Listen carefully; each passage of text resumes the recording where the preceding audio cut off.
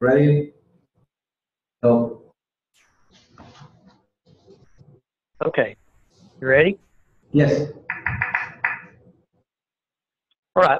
I'm Victor Hazlewood. I'm the XSEDE Deputy Director of Operations. I'm going to talk about XSEDE and give an overview of XSEDE for HPC users. So how many people you have there in your room there, Daniel? Four. Okay, great. Okay, so I'm going to go over what is XSEDE, give a little background, what it is, goals of XSEDE, and then I'm going to talk about some of the resources and things available, and then I'm going to talk about XSEDE for HPC users, give some view of the information available before you would have an account and then after.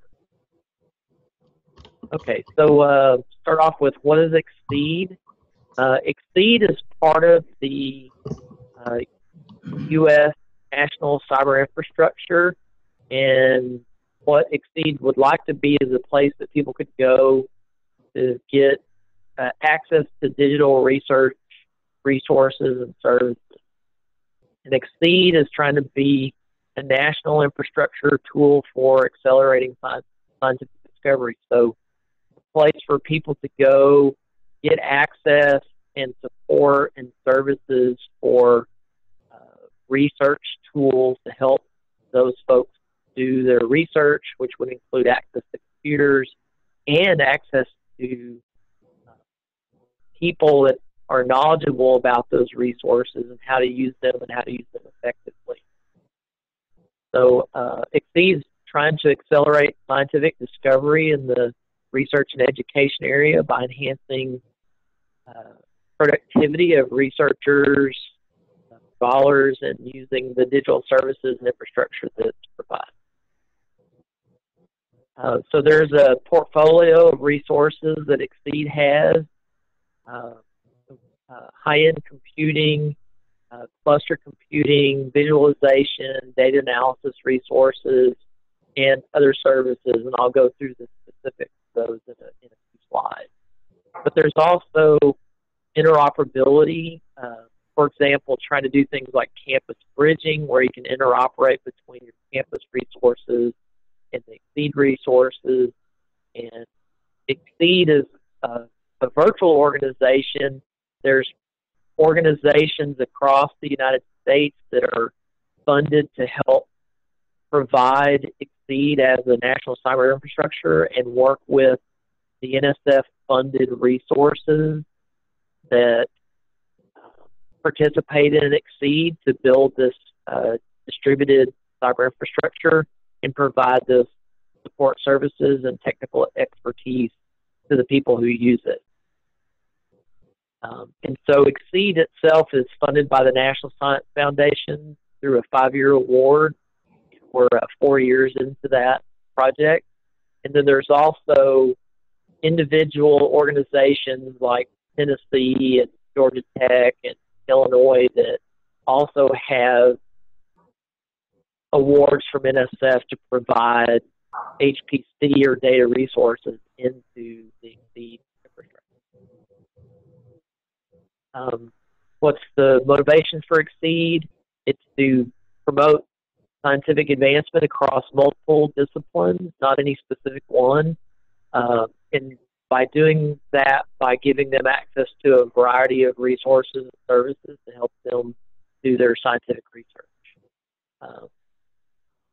Again, trying to increase productivity that helps lead to more advancement in scientific research, and sometimes XSEDE can be the difference between a project that is workable and one that's not, because some people use resources on their own computers and they do research and they find that they outstrip the amount of processing power available on their own computers, where something that they might do on their systems might take a significant long time, like say 6 months, and the larger resources available in XSEDE might, if those applications can be moved there, it significantly reduced the time to scientific discovery.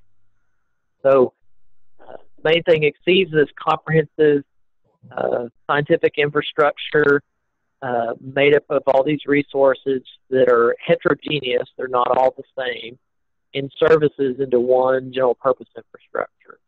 And I believe Daniel mentioned, and I saw the schedule, that last week how to get an allocation on an XSEDE resource was covered, so I'm not going to talk about any of that. Is that right, Daniel? Yes. Okay. Yeah, so I'm not gonna cover any of the allocation part and how you can get access to them, but I'm going to talk about what they are and what you can do with what's available. Okay, strategic goals for XSEDE. We want to deepen and extend the XSEDE ecosystem. We don't want these resources to be 5- and 8-year-old resources. We want them to be current technologies, and in some cases, leading edge technologies, like the Stampede system at TAC is a very large and recent technology resource that's been added to XSEDE, and it can help provide access for different types of communities. XSEDE can, not just the traditional physics and computational chemistry, but even the social, behavioral, economic sciences, the humanities. So any research that one can think of, not just the traditional ones that they think of that's been using computing for 20 years already. So even some of the new ones where they're starting to take databases and data and do data analysis and data reduction and start getting into more challenging problems that they might not be able to do on their own resource.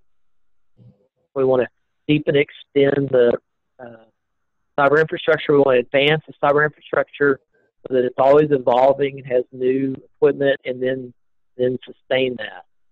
Provide, noting the one item down there near the bottom, providing excellent user support services, which include helping port and optimize applications on these different resources. Those type of things are available. Okay, so what's meant by resources and services? It's pretty broad. The main thing is the large compute resources that are available across the infrastructure. That can be high performance computing. It can be high throughput computing. So Open Science Grid is a member of XSEDE, and you can get access to their high throughput computing environment through XSEDE. And also campus and departmental or research group machines can be plugged in as well. Access to data resources and data analysis tools. And then there's also a push to allow instruments to be tied in more closely to XSEDE, and that's something that we're pursuing as well. So some researchers have that type of thing in their research, and they need to move that data somewhere and then process it. That's some of the things that XSEDE's trying to support. Example of services, we've got data transfer mechanisms, data management, lots of different types of authentication and authorization mechanisms, science gateways, which aren't listed on the list there, but that's something where it can make it easier to access XSEDE resources if someone develops their own scientific portal to make it easier for users of a certain discipline to use those resources. And then also the support, the help desk, consulting, all that's coordinated. There's really one help desk for all of the XSEDE resources, so the users just need to be aware of that one. There's also one mechanism for the allocation. So getting an allocation, getting access, getting support, all coordinated through one environment, which is really nice for some people. Instead of, if someone gets accounts at Louisiana and at Illinois and at Texas, then there might be 3 different support mechanisms, and XSEDE provides a layer on top of that where it hides a lot of those complexities to the end user. They just have one place. And then there's a lot of education outreach and community building. There's an XSEDE conference, for example, that happens there.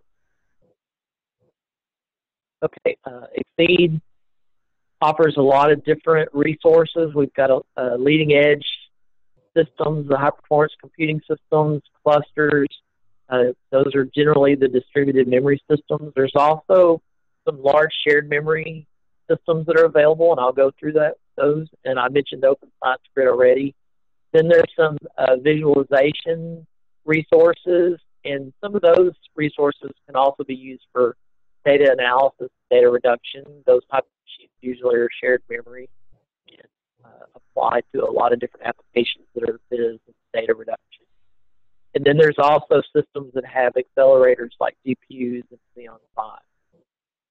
And there may be a workflow capability involved where you may run on multiple different types of systems, like the HPC system, a cluster to do the data discovery, and then move that data using the transfer tools that are available, and then process that data on a viz machine or a data reduction machine.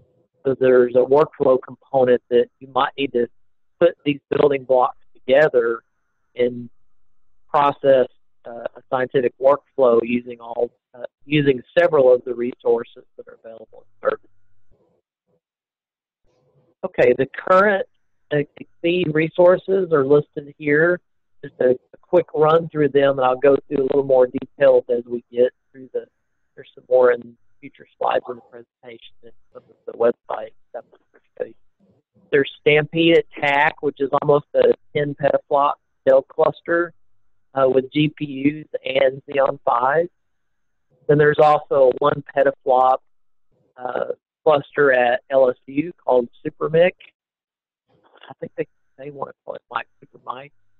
And a Keeneland system, a 615 teraflop HP GPU cluster. There's also Gordon at San Diego, which is a 341 teraflops APRO distributed SMP cluster. That's got some large memory nodes, part of that cluster, in case you need to do large memory processing in a distributed environment. And then there's Lone Star 4, which is a 302 teraflop Dell cluster. Darter, 248 teraflop Cray XC30, which is here at Tennessee. Trestles, and as you can see, these are kind of in order of the processing power. Then Trestles at SDSC, which is a 100 teraflop APRO cluster. And then Blacklight, which is a 37 teraflop SGI ultraviolet system, which has a total of 32 terabytes of shared memory in 2 nodes, 2 16 terabyte nodes. So that's a really large shared memory machine. And then Mason, I left off Nautilus. It'll show up in one of the other lists that I have. But Nautilus is missing off of here, which is also an SGI at NIC. Then there's Mason, which is a HP cluster at Illinois. That's 3.8 teraflop. And then a couple of systems that are in the works is a new system from Comet that was just awarded by NSF recently. It'll be a 2 petaflop system, which will be the second largest machine that we'll have in our set. And then Wrangler, which is a data analysis. So those are the HPC resources that are available. There's also, here's Nautilus right here. There's also some viz or data reduction systems, Fabric and Nautilus. And then storage resources, there's some access to archival storage system and large storage systems at different sites. We've got a 61 petabyte tape archive called Ranch at TAC. Nix has the HPSS system, which that's going to be going offline, I believe, sometime this next year. Then Wrangler, which is a 10 petabyte tape system at TAC also. And that one, I believe, goes along with their new award that they got a year and a half ago. And then Data Supercell and Data Oasis, which are tape systems at Pittsburgh and San Diego, respectively. Then a couple of services that are available. Globus Online, which is a data transfer service. It gives you kind of an easy web interface that you can use your XSEDE credentials to do data transfer from a kind of a web-based interface to move data between machines. And then there's also some tools underneath the covers that you can use as well that are the grid FTP services. Then there's also Quarry, which is a VM farm at Indiana University, which hosts our Science Gateway system. So someone can spin up their own Science Gateway and make a kind of a portal for their community to use to access all of these different types of resources in more of a coordinated workflow capability. Or web hosting is also available on Quarry. One of the other things about XSEDE is that all of the resources that I have mentioned are at different organizations, and each one of those organizations is usually at a university, and their university is connected to the research and education network, usually by their regional that connects to internet too. But XSEDE also has its own private network between the organizations that participate in XSEDE and some additional ones like NCAR you can see on there. So this is a map that shows the overlay of the XSEDE network onto Internet 2's infrastructure. So that essentially makes two connections for each of the XSEDE service providers. They have their campus connection, and then they have their XSEDE.net connection, which gives two paths between the different systems. The XSEDE.net is set up so that we can control that environment and make sure that it's operating in a very high performance way, with all of the paths being short paths between the nodes as much as possible, as opposed to going out to research and education networks at the campuses, which may go in a variety of directions and end up being longer paths. So we have a good opportunity to have high-performance networking transfers between the XSEDE service providers with this network. Okay.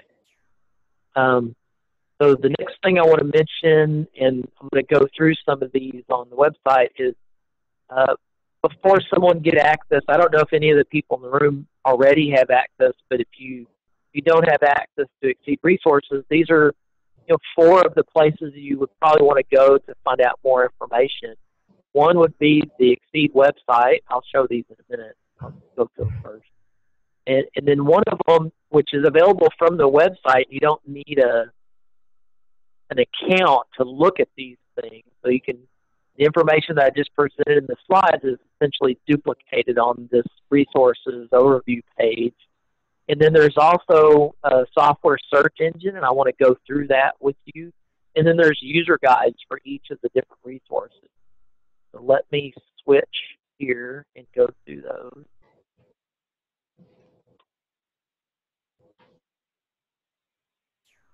Okay, so if you go to XSEDE.org, this is the website. So this is a publicly available website that doesn't require any kind of authentication. You can see there's, the home, there's about, there's a bunch of different things you can find out more about XSEDE. There might be, if you're interested, there's some publications like our quarterly reports and what has to be given to the NSF about what XSEDE is doing. So sometimes they're interesting to people. There's our user services links. You can see get starting guides and user guides and that type of thing. And then the resources. That's the one I want to show you here that you can get. If you just click on, don't go down into the menu, but actually click on the resources tab there at the top without using the menu. It'll take you to this summary page that shows essentially the same information that I showed in my slide, but it's presented, of course, in a different way. You've got Stampede, and then there's a link directly to the user guide that tells you, each one of these links tells you what site they're at, gives you kind of a summary of the platform, what type of system that it is, and the peak teraflop size, and how much disk is available, and how long that system will be online. So these systems generally are funded by NSF either 4 or 5 years. So we've got some systems that have been around a while, and they'll go through the process of being decommissioned, and then they'll drop off this list, and so you can see the availability of them are through the date that's listed there if there is one. And it gives you an idea, like, you know, if I start research there, is it going to be there for a couple of years so I can get used to that environment and use it. But then that lists all the different machines. I won't go through these again because it's the same one I mentioned before. And then the visualization resources, same type of thing here. And again, there's a quick link to the user guide if you want to go to that. And then the storage resources are listed with the user guide there as well. And then a couple of other things, I mentioned the Open Science Grid. There's a link to the Open Science Grid resources. So that's essentially another grid, XSEDE being a cyber infrastructure. So it's kind of two cyber infrastructures that interoperate together. So that the Open Science Grid is generally for the energy sciences researchers. And then a couple of services that are available. We've got Globus and Quarry. So Globus being the file transfer mechanism. Okay, now I wanted to show the software search. So if you go back to the main page, go to resources, you can see in the menu selection there's software. You can click on software. And it takes a minute to get there. Okay. And in here, this gives you a tool that you can specify the name of a software tool, like a particular compiler or something like, I'm drawing a blank. Daniel, help me out. What's some of the software packages that those folks usually use? Amber. Yeah. MATLAB. Yeah, so if you have a particular software package that you're used to using, maybe it's already available, and so you can go in. Let's just do Amber, for example. You can do Amber. You got to start right, though. You do Amber, and you're searching all the systems, and so you can submit, and it should, you know, go through its process of doing a query on the back end, and it will search all of the service providers provide a list of the software that they have on those systems that are available to XSEDE people, and puts it into this database, so then you can go through and search it. So then you can see here we get the results. That Amber's on Nautilus and Blacklight and Gordon. It's pretty much across a lot of the different systems when you get cracking. But you can see that information, and that might help you either before or after you get an account. You may have a certain software package that you want to use. So you can go query the system and see if that software package is already there. And then the user guide. The user guides, one thing that we've done as a group is you can go to the user guides, and they all have a common look and feel. So if you get used to looking at the user guide at PAC, for example, if you move or you need to use an additional site and another resource at another site, that their user guide is going to be organized the same way and have kind of the same look and feel. So it makes it easier for the users to find information because they're kind of organized in the same way. That's something we've done with XSEDE in the last couple of years, is to put all of the user guides together, and all the SPs and services that have user guides kind of follow that same format, so it makes it a little easier on the users. Okay, and then the last thing, so that's all the things I want to mention. Kind of, you can use those at any time, but it kind of gives you some things you can look at before you have an account. Then things you can look at that are somewhat different, might have some of the same information, but has a little bit different view of it, is available off of the portal. So you notice on this page, compared to the previous,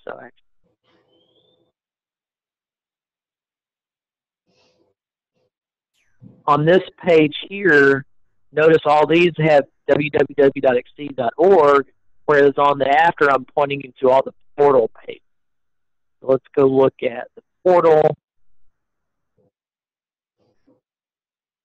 And you can actually get to the portal from the website by just clicking on the sign in button here. And I see y'all are all seeing that. Type in my password. Oops, I spelled it right. I have to put my phone down. Hang just a second.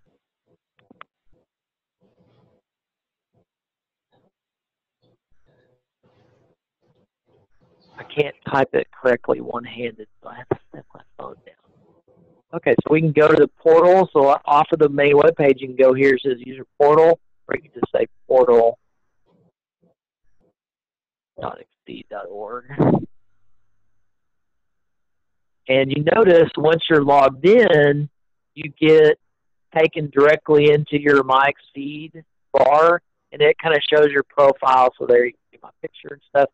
But then it also knows all of the allocations that I have. So it's going to load that information and show me how much allocation I have, what resources those are on, and kind of what your burn rate is. So I can look at all that type of information. So if you're a user already, then you will get that view when you log into the portal. There's several other things, resources, documentation, more information on allocations, training, all those type of things. So let's go. I wanted to point you directly to the one here, the summary. Yeah.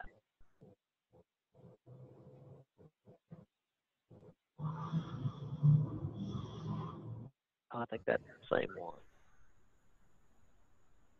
Do that. Pull up here. Take just a minute. So am I going over? Do I need to wrap up? You still have like 3 minutes, so yeah, you need to. Okay. I just want to do the resources monitor and then go from there. So let's see if I can see. There was on your allocations, there's this burn rate thing. Let's see if it shows it here. It takes a minute to load all the information. So on this My XSEDE page, you get kind of a summary. The allocations along with the usage will show you that burn rate information if it'll pop up here. Well, there we go. Okay, so then there's all that information. I have a lot of different accounts because I have a lot of different things going on with XSEDE. And then the kind of the summary on the accounts page will show me, because I'm an XSEDE staff member, I have an account essentially everywhere. So this is showing me the resources that I have access to and what my username's there, and where that's located, what the host name is to get to it. So that's kind of a summary right there. You can see all the places where you have access. So that's kind of nice. So then the last thing I was going to show is the resources page. Click on that. You'll notice this shows very similar information to what the web page did. The only difference here is it actually shows you the utilization, and you can go see what jobs and job information is available there. It didn't load it. That's good. That worked before, like 10 minutes earlier. Well, if there would have been information there, you would just see under the utilization column, and you'd see how busy the machine is, and then you'd see how many jobs are running and how many are queued, and you can actually click on them and see what that information is. I'm not sure why that's not loading. I'll have to report that. Okay, so I think that's all that I had, and I can either take questions now or wait till the end after the other presentation, whichever Daniel wants to do. So thank you. Thank you. I think we're going to move on to the next presentation, and then we can, if we have time at the end, we'll have the questions at the end. So, Suzanne?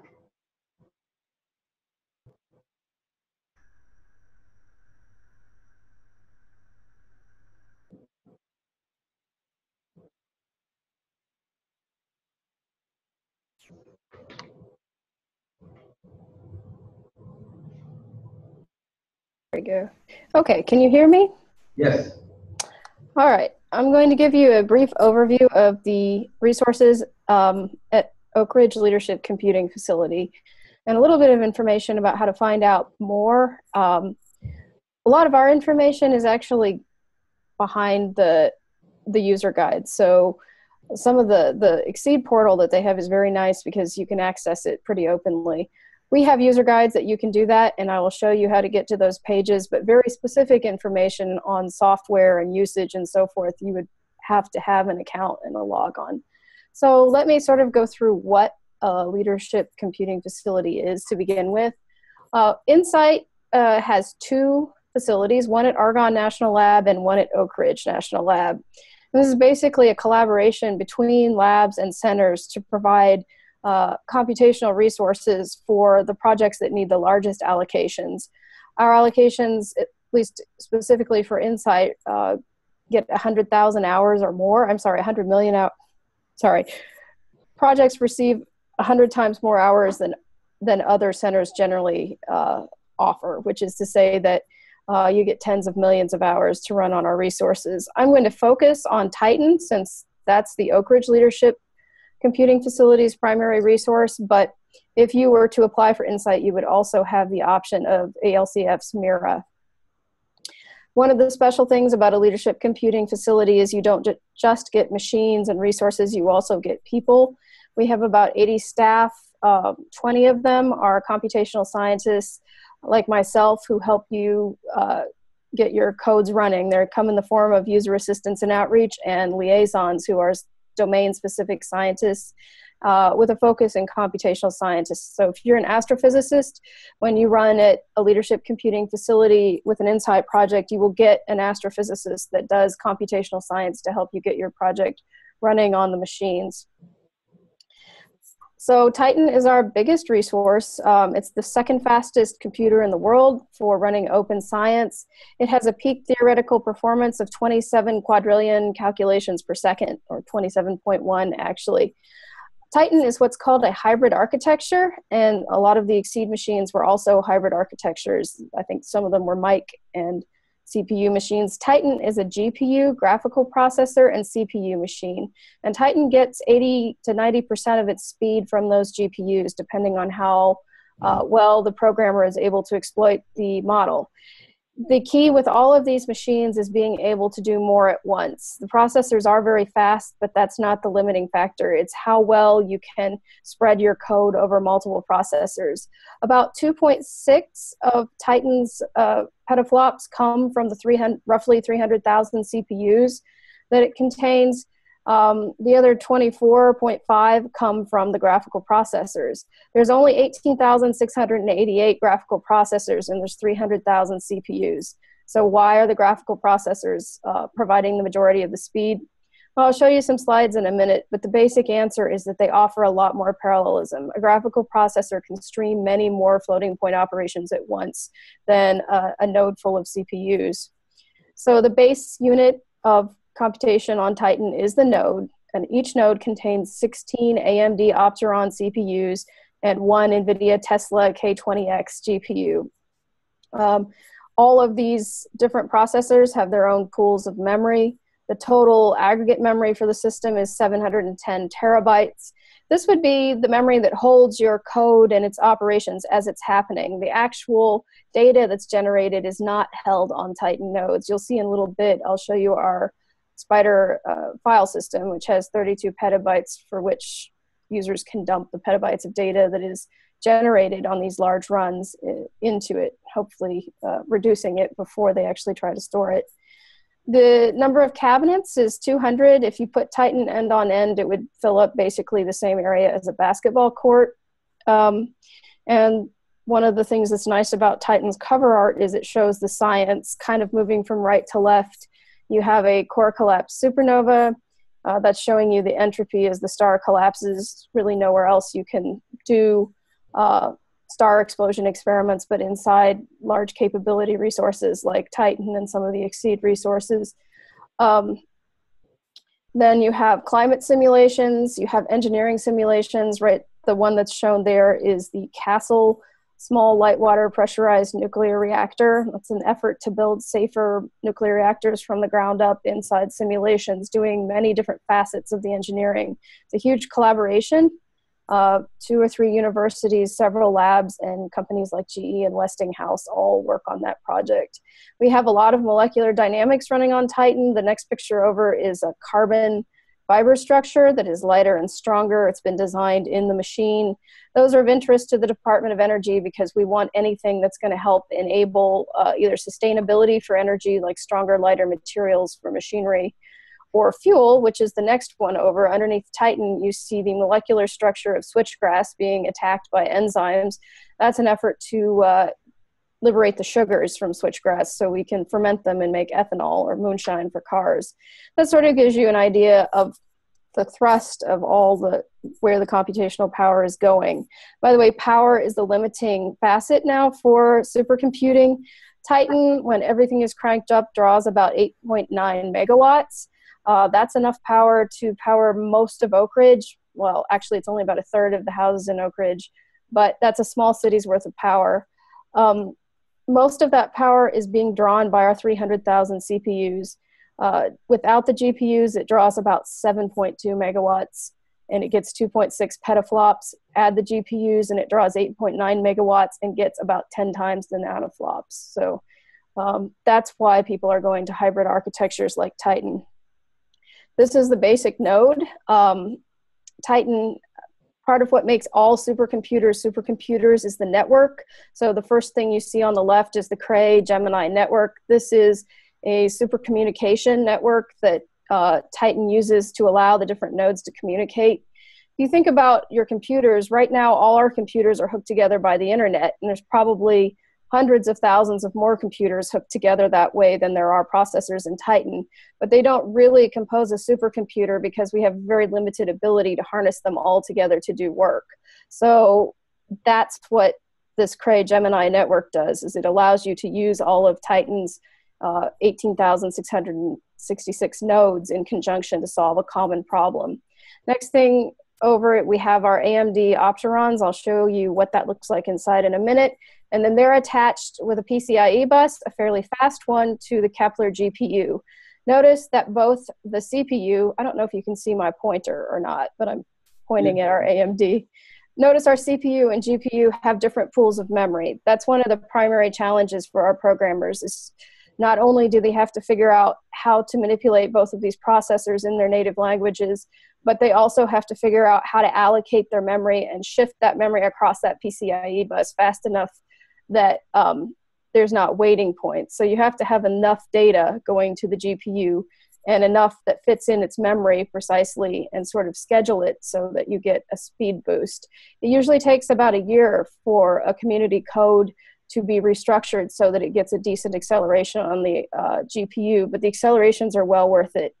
Codes that were optimally running on CPU-only architectures experience 2 to 3 to sometimes 10x in speed up when they finally optimized for the GPU, so that year is worth it. Here's our AMD Opteron node. It actually has 8 compute units. We say it has 16 CPUs, but actually every 2 CPUs share a floating point scheduler. They also share an L2 cache, and 4 of them share an L3 cache. So there's what we call non-uniform memory access between the 2 halves. So you have to play games with memory anyway when you're programming CPUs that are in these node configurations. So the GPU problem, maybe you already have a little experience with that if you've been used to using these different nodes of CPUs, this problem of figuring out where to put the memory. So one of the things that you can do on Titan, if your code has a lot of floating point operations, that's manipulations of numbers with large decimal points. If you have a very floating point intensive code, one of the ways you can get a boost is by using only one integer core, all of the memory for that compute unit and the floating point scheduler. So sometimes people, instead of running with 16 ranks on 16 CPUs, run with 8 on 16 and take advantage of that extra memory and the not having to share the floating point scheduler. But not all computational tasks are floating point intensive, so you can also take advantage of the added parallelism. So you saw you can do 16 threads on that. Here is the GPU. Each of those things that sort of looks like a cell phone showing an airplane seating chart is a streaming multiprocessor. And this is where the GPU gets its really big boost of parallelism. Each of those streaming multiprocessors, so there's 14 if you count them along here, contains 192 CUDA cores, CUDA being the native language of the NVIDIA GPU, and 64 double precision cores and 32 special function units for handling transcendental functions. That's like sine and cosine. So you can see that each of those things can handle several hardware threads. That means I can do thousands of things at once. So if I'm a savvy programmer and I understand how to schedule everything and break it down, that's how I can get that huge boost in petaflops out of a hybrid architecture, is by exploiting that extra parallelism. And some of the other major accelerator model is the Mike model. It's the same principle. Mikes have a little bit different structure than the NVIDIA GPU, but what they are is the ability to run lots and lots of hardware threads and stream those calculations all at once. So that's a little bit about what a hybrid system is and sort of the challenges of running on a hybrid system. So that's where you would do the big lifting for your code. But of course, if you're doing code that, say, uses a quarter of Titan's processors or all of Titan's processors, you're probably going to generate petabytes of data. In fact, we had a code on this INCITE cycle generate 2 petabytes in just a little over 2 weeks. So we can't, processing that much data is in itself a high performance computing challenge. And we have a couple of different clusters and resources that help you meet that challenge without burning your Titan allocation in addition. So one of the other ones is the Cray XC30. I think you saw that XSEDE actually has a twin. The picture I'm showing you is half our XC30 EOS and the other half is Darter, which would have been one of the resources that you probably just heard about. So half of that is ours. It's a 744 node cluster. And this is where you would run jobs that support your large job running on Titan. For example, if you were running a core collapse supernova model, you have to figure out what sort of progenitor neutron star is going to be running, and you have to mesh that with the code that's going to calculate the collapse of the star. So that job doesn't require Titan-style resources or Titan-sized resources, but it's still very important for the whole core collapse problem. So you might run the progenitor star calculation on EOS, which is a Cray and has all of the same compilers as Titan. And then you would run a big calculation on Titan. The important differences for the Cray XC30, there's really 3. There are no GPUs, is the first one. The second one is instead of having Intel, instead of having AMD, it has Intel inside, and it's the Sandy Bridge CPU. And EOS also has what's called the XC3 Aries interconnect. The configuration of this network is called Dragonfly. This is probably the state of the art for Crays right now. As I said, what makes a supercomputer is its ability to communicate on that network. This is a really fast network. There are so many links between the nodes that no matter where you're scheduled, you're never more than 2 hops on the wires that connect the nodes from any other node. The Aries network also has adaptive routing so that if your traffic gets jammed up going between the communicators, it can adaptively readjust that. One of the fastest networks out there among at least the Cray machines. And then the other difference is this CPU, sort of like Titan, could run with 2 integer cores sharing a floating point unit. Intel has the hyper-threading model, which isn't exactly the same thing, but on EOS, the nodes have 16 physical complete Intel cores, but because of something called hyper-threading, which allows 2 hardware threads to be scheduled on each of those physical cores, it can behave as if it has 32 cores. And just like Titan, where you share the floating point scheduler, there is a cost. You can get those hardware threads maybe contending for their resources. So you have to sort of profile your codes and make sure that that's the best way to run it with or without hyperthreading on EOS. Most of our INCITE users don't bother with that, though, because the environment is the Cray programming environment, which is so similar to Titan. They'll make sure that they can compile their codes on both and just run their excess tasks on EOS without too much worry for optimization. But we do have some codes that try to benchmark and optimize on EOS. So If you want to know more about that, I will show you a summary page of all our system guides, but each of these machines has the web address to its specific user guide at the bottom of the slide. After EOS, our big workhorse is actually Rhea.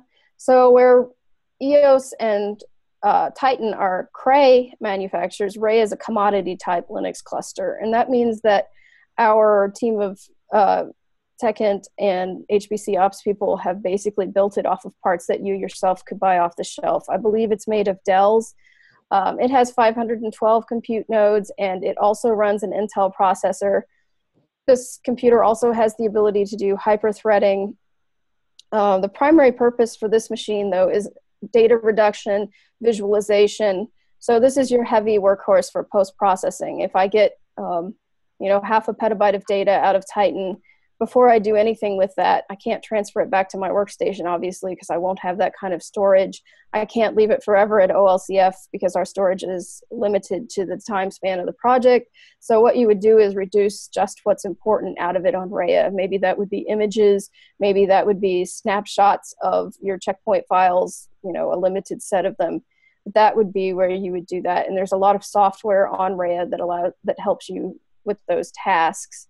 Users with accounts on Titan automatically get accounts on Rhea. Sort of view it as a combined system. And again, there's the Rhea user's guide.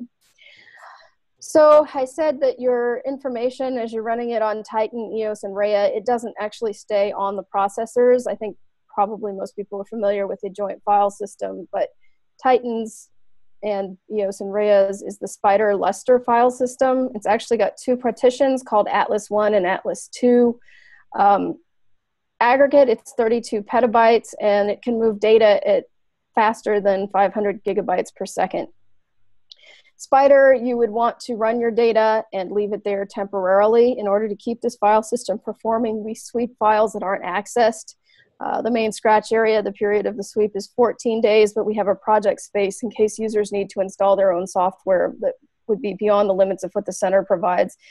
They can install it in the project shared space, and it will stay there for 90 days, and then that software would be accessible from the compute nodes. And that's also where you might store your project data that you're in process analyzing as well. So more permanent storage would be our HPSS. I believe that Victor mentioned that XSEDE also has access to this. Currently, our HPSS has 40 petabytes of data, and it's growing rapidly. When this system came in 2004, it took about 8 years to get the first petabyte. And that was when we had systems that had teraflop capabilities. So now we're adding a new petabyte almost every month. And users don't keep the data forever. This is just data that is in process. So this is archival storage during the lifetime of a project. The projects at most are 3 years. And then we can have an extension, a data-only project, if people need time to analyze or move the data after that lifespan has been expended. The primary unit of storage on this archive is magnetic tape, but it has a large disk cache, so probably within a month or so, your data will stay on that cache and be almost immediately available. If it goes into the tapes and off the cache, you have robots to help maintain your data. I'm showing you a picture. This is actually NERSC's HPSS. We didn't have a picture of our robot. So there he is getting the tapes in and out of the drives. We use magnetic tape because it is economical. It's very reliable as well. So about the only way you lose data is you delete it with one of those horrible cases like RM star when you didn't mean to, or the tape falls out and the robot runs over it. I know of one case of that happening in all of the HPS lore that I've ever heard. So it's a pretty safe place to put your data. But we still can't leave your data there forever. So we have specialized data transfer nodes to help you get your reduced data back to your home institutions. So what I've pictured here is kind of the overall Titan landscape. You can see that Titan, EOS, and Rhea, and some of our other clusters that are more internal to the center are all connected through an InfiniBand core router to our file system. There's the Spider file system, and you see the Atlas 1 and Atlas 2 partitions. Then the last thing before you go to the ORNL core routers are our specialized data transfer nodes. We have 2 interactive data transfer nodes. These you can use Globus or Globus URL copy or SCP if you're a glutton for punishment. But they're connected to our core Ethernet through 10 gigabit links. I think there's 4 or 5, 10 gigabit, there's 4 links. And then these are connected direct to ESNet. So you saw in Victor's talk that there was an XSEDE net. We're connected to the Energy Sciences Network, which is a 100 gigabit data pipe that connects all of the DOE lab facilities and several universities. This configuration that we're showing right here is what we're trying to aim for is a science demilitarized zone for data, which means that we have the best possible facilities closest to our connection to ESNet to move the data. We can get speeds of around 4 or 5 gigabytes per second. So 4 or 5,000 gigabytes per second on ESNet to a lab that also has a configuration like this. For example, ALCF also has their data transfer nodes hooked to a large fast file system very close to their core routers. So this system with something like Globus works very well if everybody has a configuration like this where you're transferring. But if you're going to a university where perhaps your workstation is behind a firewall and uses something like standard internet, it doesn't matter how fast ESNet and the data transfer nodes can move your data. Your internal connection coming into your workstation will be the waiting point. If you're transferring to a laptop, even if it's connected very close to the core routers, how fast the disk on your laptop can spin will be the limiting rate. So data transfer is pretty much an art, and you have to kind of know the speeds of everything in between. That said, we do everything we possibly can in our power to help you get that data where it needs to go. There's 3 data transfer nodes just dedicated. Notice our HPSS, because centers like NICS also access it. It's not inside with Titan, EOS, and Rhea. So all your data to get back to Atlas has to run through our data transfer nodes. And we have 3 DTNs that are dedicated just to allowing that path to take place. We have 5 that allow you to transfer to the outside world with a scheduled batch schedule where you have complete control of the node and there's no contention on that node from other users. And then we have 2, and that's a free-for-all. Everybody that logs on while there's an available core can use those 2. So that's only if you just want to do a quick transfer. If you have a big 80 terabyte transfer, I helped somebody do that about 6 months ago, you want to use the scheduled batch nodes. Then if you're lucky enough to be able to come on site here at OLCF or you already work here, we have the Everest Visualization Lab, which is an immersive 3D visualization center. You're seeing in that picture the ITER fusion reactor that's been built just from CAD diagrams there. People in this picture are not wearing the glasses, but this is an interactive 3D with some capability of sensing where you are. The glasses have little funny balls hanging off of them that allow you to sort of shift around the image and the image to readjust to the position of one wearer.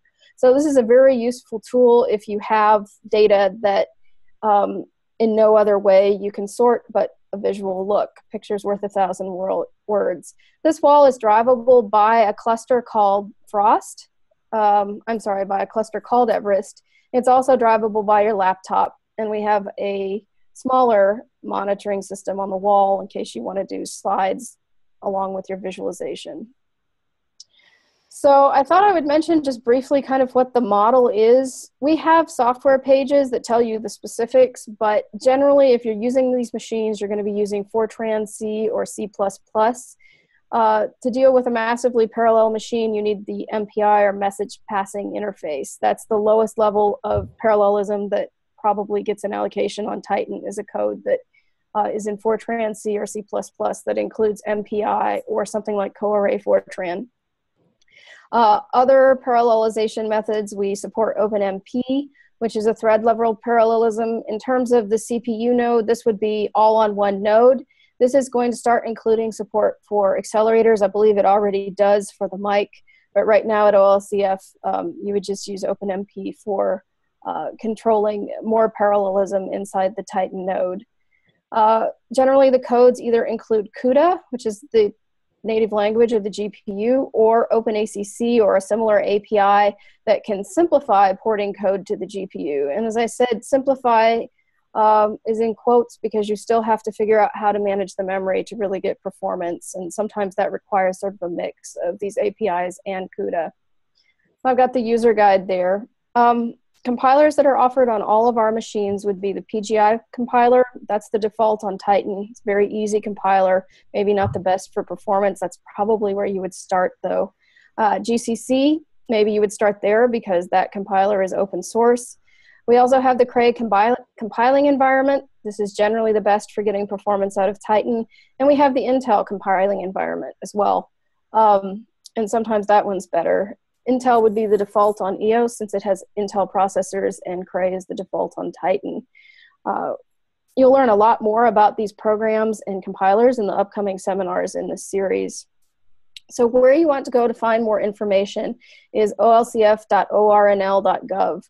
And to get the system user guides, which are available to the public, you would click on the user support tab, which I've shown there in a cutout, and you would go to system user guides. And you can see we have guides for Titan. In general, for accelerated computing, that helps you specifically with GPUs, but also with the paradigm of understanding how you would get a code ready for hybrid architectures like Titans.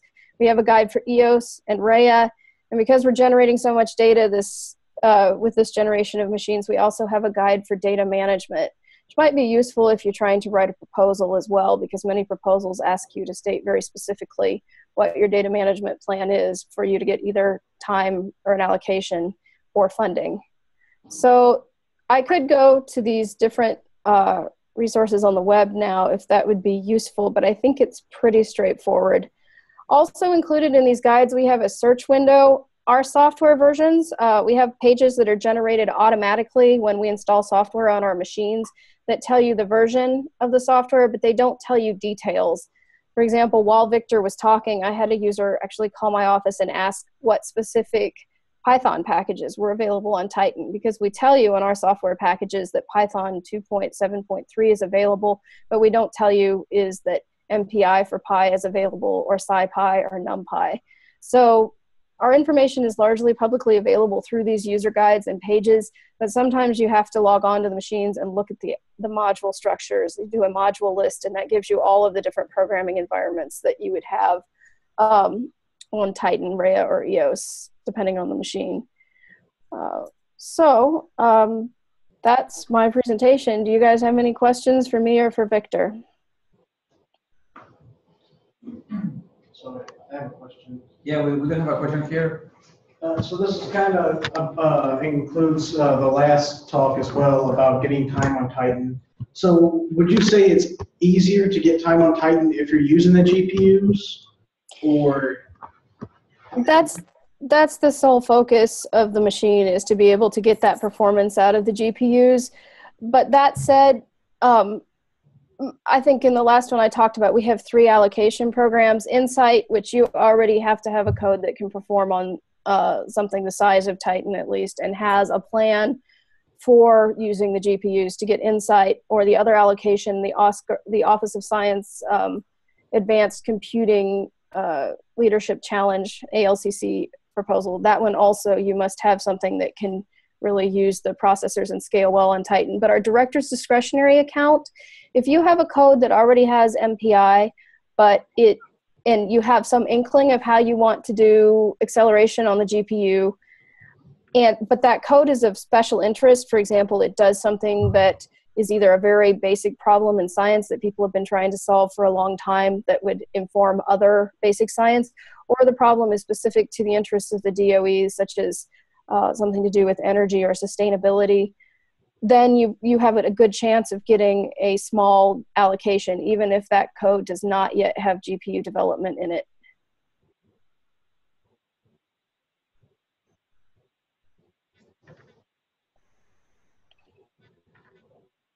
Any other questions? I had another one. Sure. So you were talking about the Gemini network whenever you're using Titan. Do you have to do anything special to use that, or is that something that's behind the scenes that's mapping these that's mapping it out for you? That's largely behind the scenes. The thing to keep in mind about the Gemini network is the configuration is a 3D torus. We've had users try to request specific node locations, which it takes a bit to figure out where the nodes are spatially on the machine, simply because it's not likely, but you could end up with several hops between two of the nodes that the scheduler allocates for you. So we have the scheduler has lots of algorithms to prevent that from happening. So you probably don't really have to do anything specific to the Gemini network if you're a science code user. I can't answer that question for somebody that is using special projects for CS that would have to do with optimizing the Gemini network. I don't know what that sort of project would get access to, but for the general user, that's just behind the scenes.